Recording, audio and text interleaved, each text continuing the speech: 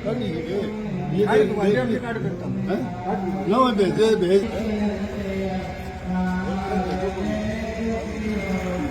विनती सुन ले तुम आए संत अवतार ले दुखियों की मिली तुम आए संत अवतार ले विनती सुन ली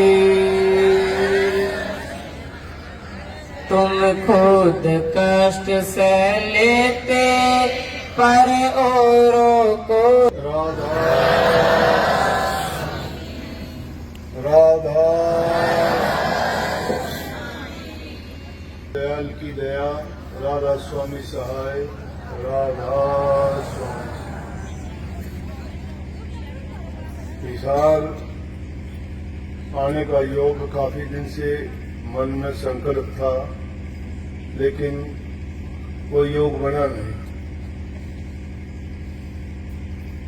तो संतों ने जो बात फरमाई है कि समय पर अपना काम होता है और जब तक मालिक की मौज नहीं होती तब तक इंसान अपनी बुद्धि से अपने फायदे के लिए सोचता रहे, वो बात बनती नहीं है। अब योग बना वो भी बहाना बना और एक प्रकार का यहाँ आने के बाद में सत्संग ही हो जाता है, चाहे समय थोड़ा मिले। बहुत खुशी मिलती है आप लोगों से मिलके, दर्शन करके, आपका अनुशासन प्यार देख के। सही मायने में जिनको सत्संगी कहा जाए वो आप लोग हो। जिस प्रकार से अच्छी संतान अपने माँ बाप के लिए एक प्रमाण और सर्टिफिकेट का काम करती है, उसी प्रकार से अच्छे शिष्य अपने गुरु का प्रमाण का सर्टिफिकेट होता है।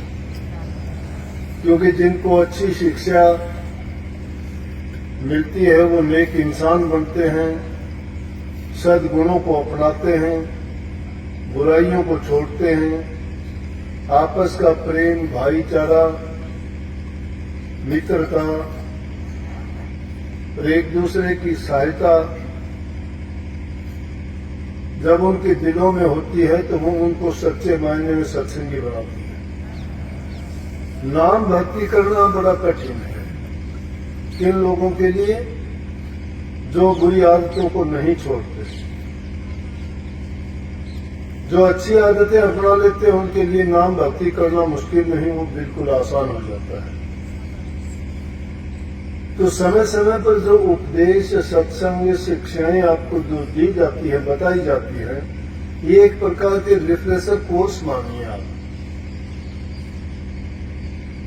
आपको दी जाने वाली शिक्षा की पुनरावृत्ति करना, आपको जागृत करना है, आपको अच्छे काम की ओर लगाना है।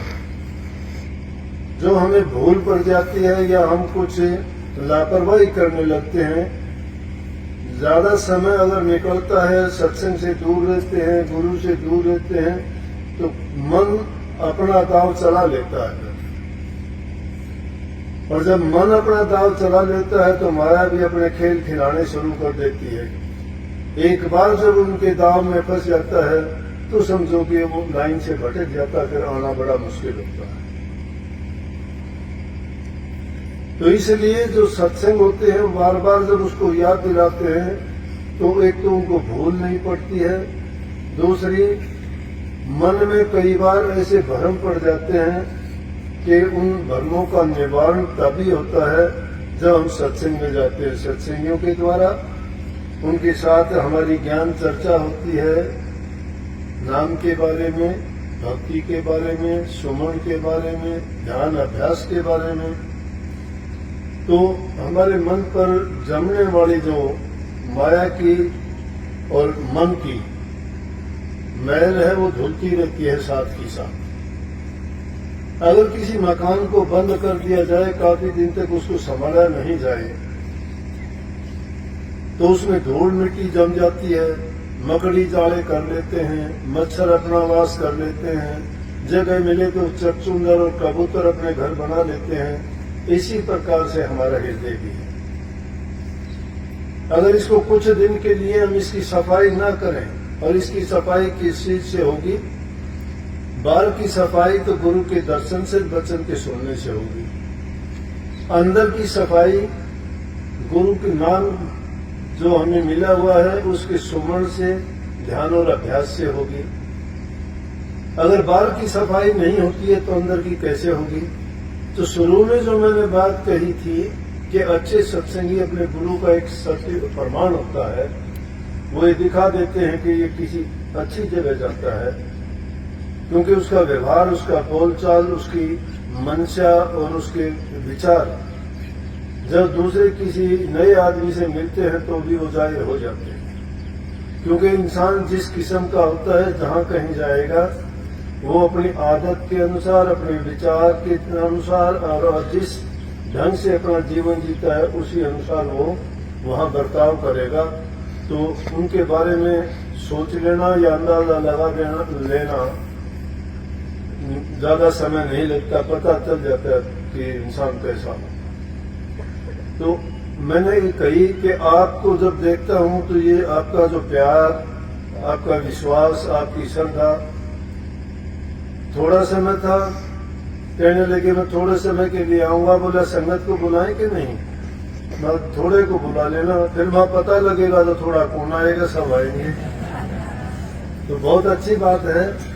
सत्संग तो अभी 4 तारीख का रोहतक का है, लेकिन फिर भी थोड़ा समय आपको मिल गया। अब जाऊंगा तो वहां भी संगत इंतजार करती रहेगी, क्योंकि मैं अपने टाइम पर पहुंच के किसी को ज्यादा इंतजार नहीं करवाने देना चाहता।